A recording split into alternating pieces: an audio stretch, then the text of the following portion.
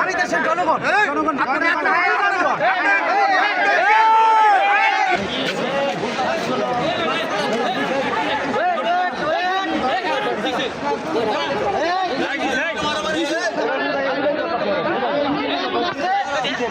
আমি বলি হচ্ছে ছাত্রলীগের নেতা আমার সব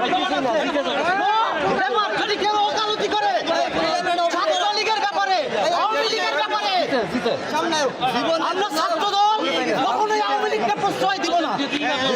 আওয়ামী লীগের ব্যাপারে কোনো সুপারিশ কেউ যদি করে আমরা তাকেও আওয়ামী লীগ হিসেবে গণ্য করবো। এটার কোনো প্রমাণ দেখাতে পারবে? প্রমাণ ছাড়া কথা বলি এখানে সাংবাদিক বিন্দু আছে তুমি আচ্ছা